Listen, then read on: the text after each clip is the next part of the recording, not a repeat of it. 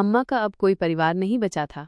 उनके पति दशकों पहले गुजर चुके थे और उनके 2 बेटे, जो कभी उनके साथ थे, समय और नियति के हाथों छीन लिए गए थे। एक शहर में काम करते हुए एक दुर्घटना में चल बसा और दूसरा इलाज के लिए पैसे न होने के कारण बीमारी से दम तोड़ गया। उनकी मृत्यु के बाद उनकी बहुएं अपने अपने घरों को लौट गईं, अम्मा को बिल्कुल अकेला छोड़कर। तब से उन्होंने एक शांत, विनम्र जीवन जिया, सहारे से नहीं बल्कि अपनी प्रबल इच्छा शक्ति से जीवित रहीं।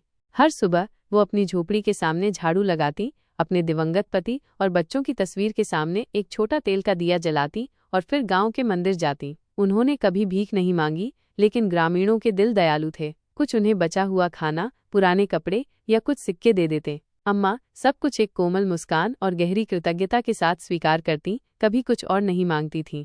अपनी गरीबी के बावजूद अम्मा ने कभी शिकायत नहीं की। वो साल भर वही 2 साड़ियाँ पहनती थीं, एक रोजाना के लिए और एक त्योहारों के लिए। उनका भोजन साधारण होता था, कभी कभी सिर्फ एक सूखी रोटी का टुकड़ा और थोड़ा नमक। अच्छे दिनों में कोई चावल का कटोरा या एक कप चाय साझा कर लेता, लेकिन चाहे वो अच्छा खाती या भूखी सोती, वो सोने से पहले हमेशा हाथ जोड़कर प्रार्थना करती।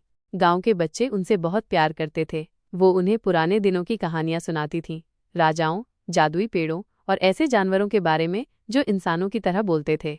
हालांकि उनके पास कुछ नहीं था, उन्होंने उन्हें कुछ दुर्लभ दिया, वार्मथ, काइंडनेस और समय। बदले में कुछ बच्चे उन्हें जंगली फूल लाते या हैंडपंप से पानी लाने में मदद करते। उनके लिए अम्मा एक ऐसी दादी थीं जो उन्हें कभी नहीं मिली। एक सर्दी में ठंड पहले से कहीं ज्यादा थी।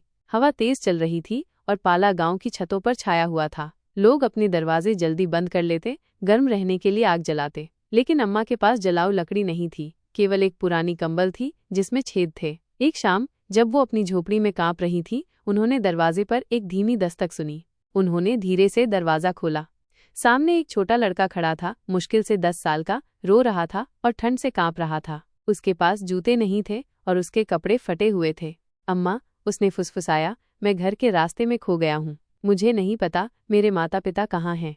बिना सोचे समझे अम्मा ने लड़के को अंदर खींच लिया। उन्होंने उसे अपनी पुरानी कंबल में लपेटा, उसे अपने पास का आखिरी भोजन दिया, आधी रोटी और थोड़ा पानी, और उसके हाथों को गर्म करने के लिए रगड़ा। उस रात वे दोनों एक दूसरे के करीब सोए, एक दूसरे की मौजूदगी में सुकून पाकर। अगली सुबह अम्मा लड़के का हाथ पकड़कर पूरे गांव में घूमी, पूछती रही कि क्या कोई उसे जानता है। आखिरकार एक महिला ने उसे पहचान लिया। वो पिछले दिन एक मेले से भटक गया था जो पास के गांव में लगा था। उसकी माँ दौड़ती हुई आई और उसे कसकर गले लगा लिया। उसकी आंखों से आंसू बह रहे थे। उसने अम्मा को बार बार धन्यवाद दिया।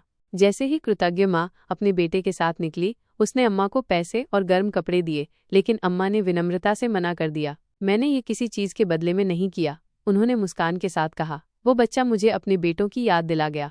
लेकिन महिला ने जोर दिया। जल्द ही अम्मा की दयालुता की बात पूरे गांव में फैल गई। जो लोग कभी उनसे चुपचाप गुजर जाते थे, वे अब बात करने के लिए रुकते थे। एक परिवार ने उन्हें रोजाना गर्म भोजन भेजना शुरू कर दिया। दूसरे ने उनके लिए एक छोटा चूल्हा बनवाया। एक स्थानीय दर्जी ने उनके लिए नए कपड़े सिल दिए और गांव के स्कूल ने उन्हें हर सप्ताहांत बच्चों को कहानियां सुनाने के लिए आमंत्रित किया। सालों में पहली बार अम्मा को अदृश्य महसूस नहीं हुआ। एक दिन गांव के मुखिया उनके पास आए और बोले, अम्मा, हम बुजुर्गों के लिए एक सामुदायिक घर बना रहे हैं। हम चाहते हैं कि आप वहां आकर रहें। आपको वार्मथ, केयर और बात करने के लिए लोग मिलेंगे। आगे का कहानी जानने के लिए हमारे चैनल को लाइक और सब्सक्राइब कीजिए।